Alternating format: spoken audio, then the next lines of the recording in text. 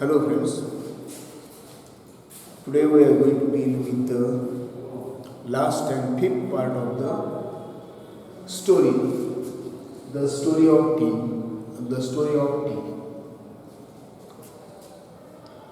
First of all, I will read the text in front of you.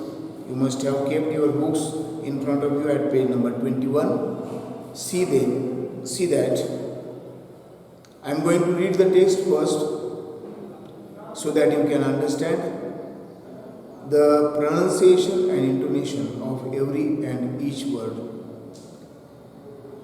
Ordinary people also feel that tea ceremonies are spiritual occasions that are closely associated with their religion.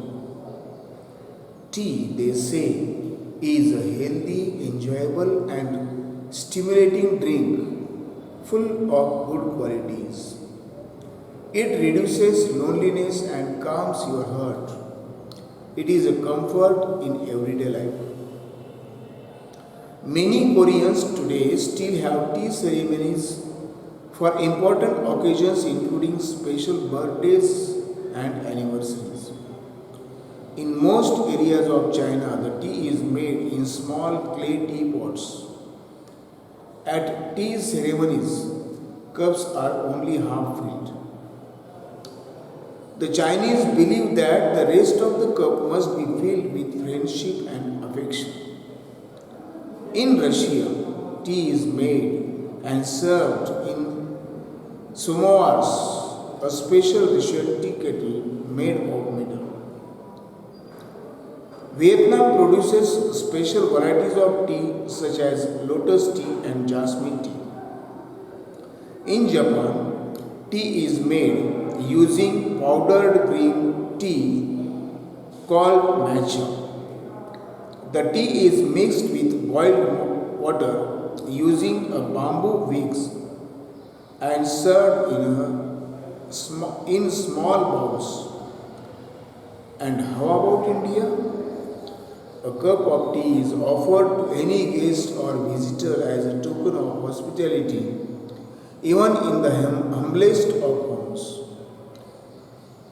Most Indians like their tea hot with a good deal of milk and sugar in it. In the rainy season, it is brewed with ginger to give it additional medicinal properties. Others add spices like cardamom, cloves, or mace to add to its taste and flavor. Tea is a must after a plate of spicy snacks, especially in the morning and evenings. Some connoisseurs relish delicately flavored jasmine tea, green tea, lemon tea, and even iced tea. How about you?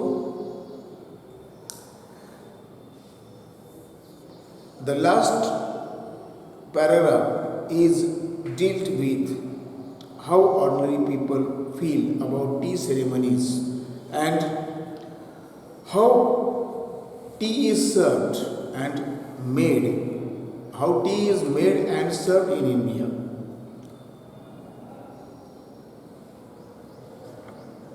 Ordinary people also feel that tea ceremonies are spiritual occasions that are closely associated with their religion. In the previous part, we have seen that how Japan, China, Russia, and Korea have special tea ceremonies and traditions. Now, it is a general thing. Ordinary people also feel that tea ceremonies are spiritual occasions that are closely associated with their religion. सर्वसामान्य लोकांना असं वाटत असतं की हे चहा समारंभ जे आहेत ते काय आहेत? स्पिरिच्युअल ऑकेजन्स आहेत, दैवी घटना आहेत, दैवी प्रसंग आहेत, दैवी समारंभ आहेत जे की closely associated with their religion, जे की त्यांच्या धर्माशी अगदी जवळून संबंधित आहेत, जवळून जोडले गेलेले आहेत. Tea, that they say, is a healthy, enjoyable and stimulating drink full full of good qualities. त्यांना असं वाटत असतं, ते असं म्हणतात की T is a healthy, enjoyable and stimulating drink. चहा हे एक आरोग्यपूर्ण, आनंददायक अँड स्टिम्युलेटिंग ड्रिंक. स्टिम्युलेट म्हणजे उत्तेजित करणे, त्याचं ॲडजेक्टिव्ह या ठिकाणी वापरले, स्टिम्युलेटिंग ड्रिंक. उत्तेजक पेय आहे. कसं आहे ते? फुल ऑफ गुड क्वालिटीज, ज्यामध्ये अतिशय उत्कृष्ट असे गुणधर्म पूर्णपणे भरलेले आहेत. It reduces loneliness and calms your heart. चहा हे पेय आपला एकाकीपणा घालवतं. लोनलीनेस, लोन म्हणजे एकटा, अलोन म्हणजे एकटा. लोनलीनेस हे त्यापासून तयार झालेले नाव आहे, एकटेपणा, एकाकीपणा. And calms your heart. चहा काय करतं? चहा घेतल्यानंतर इट रिड्युसेस लोनलीनेस, आपल्यामध्ये जो एकटेपणा असतो, एकाकीपणा असतो, तो कमी करतो. अँड काम्स युअर हार्ट, आणि तुमच्या हृदयाला शांत करतो. It is a comfort in everyday life. तो आपल्या दैनंदिन जीवनातील एक आराम आहे. Many Koreans today still have tea ceremonies for important occasions, including special birthdays and anniversaries. अनेक कोरियनांना अजूनही असं वाटत असतं की T ceremonies for important occasions, including special birthdays and anniversaries. Many Koreans today still have tea ceremonies. आज देखील अनेक बहुतांश कोरियन लोक यांच्याकडे चहा समारंभ होतात. कशासाठी? For important occasions including special birthdays and anniversaries. खास असे जन्मदिवस आणि ॲनिव्हर्सरी म्हणजे वार्षिक उत्सव, त्याला म्हणायचं दरवर्षी साजरा केला जाणारा उत्सव. अशा महत्त्वपूर्ण प्रसंगी अनेक कोरियनांकडे आज देखील अशा प्रकारच्या चहा पार्ट्या होतात. In most areas of China the T is made in small clay T pots. मग चहा कसा बनवला जातो हे वेगवेगळ्या देशामध्ये या ठिकाणी सांगितलंय. In most areas of China the T is made in small clay T pots. चीनमधील बहुतांश प्रदेशामध्ये चहा हा छोट्याशा चिनी मातीच्या चहा बनवण्याच्या भांड्यामध्ये बनवला जातो. At tea ceremonies cups are only half filled. चीनमध्ये जे चहा समारंभ होतात त्या चहा समारंभामध्ये टी सेरेमनीजमध्ये चहापानाचे कार्यक्रम त्या कार्यक्रमामध्ये चहा हा अर्धा कप एवढाच भरून दिला जातो. तिथले कप हे फक्त अर्धेच भरलेले असतात.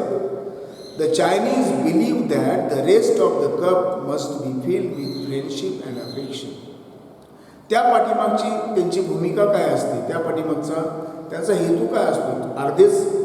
अर्धेच कप एवढे चहा भरले आहे, या पाठीमागची भूमिका असते किंवा त्या पाठीमागचा त्यांचा हेतू असतो. तो म्हणजे दे बिलीव्ह दॅट, त्यांचा विश्वास असतो की the rest of the cup must be filled with friendship and affection. उरलेला चहाचा कप हा अर्धा कप जो आहे तो मैत्री आणि प्रेम, माया, ममता यांनी भरला जावा. In Russia tea is made and served in samovars. रशियामध्ये चहा सोमोवार्समध्ये बनवला आणि सर्व केला जातो. सर्व करणे म्हणजे प्यायला देणे. मग सोमोवार्स काय आहे ते डॅश करून सांगितलंय. A special Russian T kettle made of metal.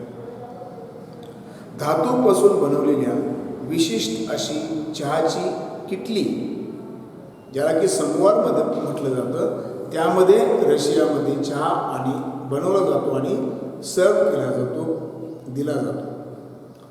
Vietnam produces special varieties of tea such as lotus tea and jasmine tea. तर व्हिएतनाममध्ये विशिष्ट प्रकारच्या चहाची निर्मिती केली जाते, ज्यांना लोटस टी किंवा जास्मिन टी या नावाने संबोधलं जातं. In Japan, tea is made using powdered green tea called matcha. जपानमध्ये मॅचा या नावाने संबोधल्या जाणाऱ्या हिरव्या भुकटी केलेल्या चहाच्या साह्याने, चहा पावडरच्या साह्याने चहा बनवला जातो. The tea is mixed with boiled water using a bamboo whisk and served in small bowls. हा चहा उकळत्या पाण्यामध्ये बांबूच्या कामटीने मिसळला जातो आणि नंतर छोट्या छोट्या बाउल्समधून, छोट्या छोट्या वाट्यामधून तो प्यायला दिला जातो. And how about India? आणि भारताच्या बाबतीत काय? भारतामध्ये ते कसं केलं जातं? A cup of tea is offered to any guest or visitor as a token of hospitality, even in the humblest of homes. Look at the word humblest here. Humble म्हणजे अगदी साधा, अगदी साधारण, अगदी साधारण घर, अगदी सर्वसामान्य घर. हम्बलेस्ट ऑफ होम्स म्हणजे काय? अतिशय सर्वात गरीबातील गरीब अशा सुद्धा घरामध्ये हा चहा, a cup of tea is offered to any guest or visitor as a token of hospitality. अतिशय सामान्य कुटुंबामध्ये सुद्धा एखाद्या पाहुण्याला किंवा एखाद्या व्हिजिटरला अ टोकन ऑफ हॉस्पिटॅलिटी म्हणजे आदरातिथ्याचा नजराणा म्हणून त्याला एक कपभर चहा दिला जातो. Most Indians like their tea hot with a good deal of milk and sugar in it. आणि बहुतांश भारतीयांना त्यांचा चहा भरपूर दूध आणि भरपूर साखर त्यामध्ये मिसळलेला असेल असा गरमागरम चहा हवा असतो, आवडत असतो. In the rainy season it is brewed with ginger to give it additional medicinal properties. भारतीय कुटुंबामध्ये जो चहा बनवला जातो तो भरपूर दूध आणि साखर मिसळलेला असतो आणि पावसाळ्याच्या ऋतूमध्ये तर it is brewed with ginger to give it additional medicinal properties. त्या चहाला अधिक औषधी गुणधर्म प्राप्त करून देण्यासाठी तो चहा आल्यासह उकळला जातो. आलं म्हणजे तुम्हाला आलं हा मराठी शब्द माहीत नसेल, पण कदाचित अद्रक हा शब्द हिंदी शब्द माहीत असेल. आलं हा त्यासाठीचा मराठी शब्द आहे आणि त्यासाठी हिंदी शब्द आहे अद्रक, जो की आपण आज पण बाजारामध्ये बघायला गेलं तर म्हणतो अद्रक कसं दिलं. ते अद्रक हा शब्द मराठी नाही, हिंदी शब्द आहे, त्यासाठी शब्द आहे आले. तर आले मिसळलेला चहा, आले टाकून उकळलेला की ज्यामुळं त्या चहाला अधिक औषधी गुणधर्म प्राप्त होतील असा चहा, उकळलेला चहा पावसाळ्यामध्ये आपण वापरत असतो. Others add spices like cardamom, cloves और mace to add to its taste and flavour. इतर काही लोक त्यामध्ये त्या चहाच्या चवीला, त्या चहाची चव आणि स्वाद वाढवण्यासाठी त्यामध्ये कार्डेमम म्हणजे वेलची, विलायची, क्लोव्स म्हणजे लवंगा किंवा मेस म्हणजे जायफळ त्यामध्ये ॲड करतात की जेणेकरून त्या चहाची चव आणि स्वाद चांगला होतो. Tea is a must after a plate of spicy snacks, especially in the morning and evenings. सकाळच्या वेळेस किंवा सायंकाळच्या वेळेस ज्यावेळेस काही आपण मसालेदार भजी वगैरे पदार्थ खातो त्यानंतर चहा असणं गरजेचंच आहे. Some connoisseurs relish delicately flavoured jasmine tea, green tea, lemon tea and even ice tea. Connoisseurs म्हणजे एक्सपर्ट जजेस, मार्मिक परीक्षक. काही मार्मिक परीक्षक रिलीज म्हणजे enjoy delicately flavoured jasmine tea, green tea, lemon tea and even ice T. अगदी आनंदाने jasmine tea, green tea, lemon T आणि अगदी आईस्ड टी, बर्फ टाकलेल्या चहाचा सुद्धा आनंद घेतात. हाऊ अबाउट तुम्ही चहाचा आनंद कसा घेता? You have to answer the questions given in the right of this page. Now, come to the vocabulary. I have given you some words on the blackboard. There is a word in the part believe. Believe हा शब्द verb आहे. Believe या शब्दाचा अर्थ असतो विश्वास ठेवणे, विश्वास असणे. त्याचं नाव तयार होताना काय बदल होते लक्षात घ्या. ई निघून जातं, त्याच्याऐवजी EF येतं, म्हणजे VE निघून जातं आणि F येतं. बिलीव्ह म्हणजे विश्वास असणे, बिलीफ म्हणजे विश्वास. तशाच उच्चाराला दुसरा एक शब्द तुम्हाला दिला आहे रिलीव्ह म्हणजे बरे वाटणे, आराम वाटणे. आणि त्यापासून त्या क्रियापदापासून नाउन तयार झाले. जसं बिलीफचं बिलीफ झालं तसं रिलीफचं रिलीफ झालं. रिलीफ म्हणजे आराम, विश्राम. दुसरा एक शब्द धड्यामध्ये आला आहे एन्जॉय. म्हणजे एन्जॉय हा शब्द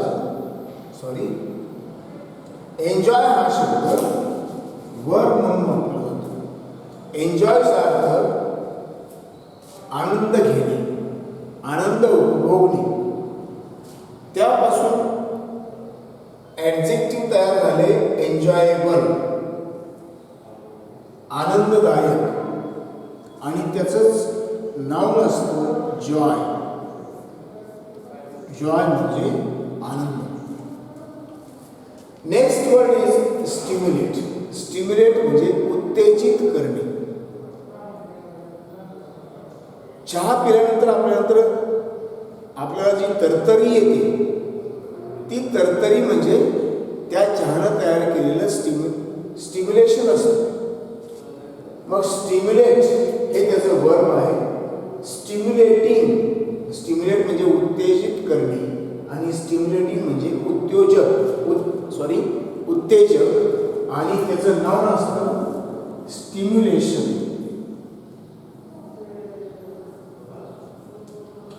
स्टिम्युलेशनचा अर्थ असतो नाउन. स्टिम्युलेशन हा शब्द नाउन आहे, त्याचा अर्थ असतो उत्तेजना, उत्तेजन. दुसरा एक शब्द या ठिकाणी आला आहे इम्पॉर्टंट. हा शब्द आहे इम्पॉर्टंट हे ॲडजेक्टिव्ह आहे and it has been derived from the noun importance. काय बदल केला बघा. इम्पॉर्टन्स या नावामध्ये CE शेवटचे अक्षर आहे, त्याच्याऐवजी टी ॲड केलं. CE काढून टाकायचं, त्याच्याऐवजी टी ॲड केली की त्याचं ॲडजेक्टिव्ह तयार होतं. इम्पॉर्टन्स या नावाचं important. In the same way तुम्ही दुसरा एक शब्द बघू शकता सिग्निफिकन्स.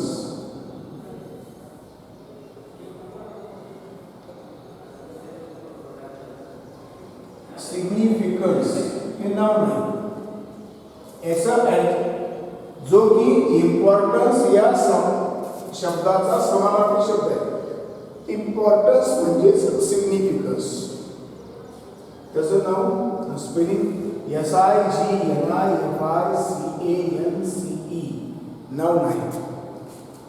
जसं इम्पॉर्टन्सचं इम्पॉर्टंट हे ॲडजेक्टिव्ह तयार झालं, त्याच पद्धतीने सिग्निफिकन्सचं ॲडजेक्टिव्ह काय तयार होईल मग तुम्ही गेस करा.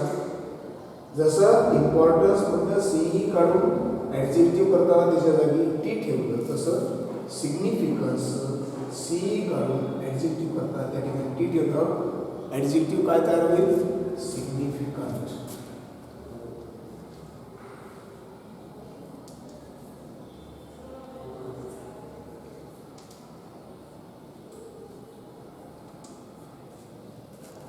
समजलं?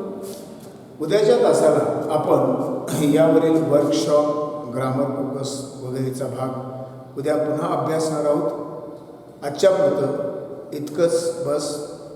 Have a nice day.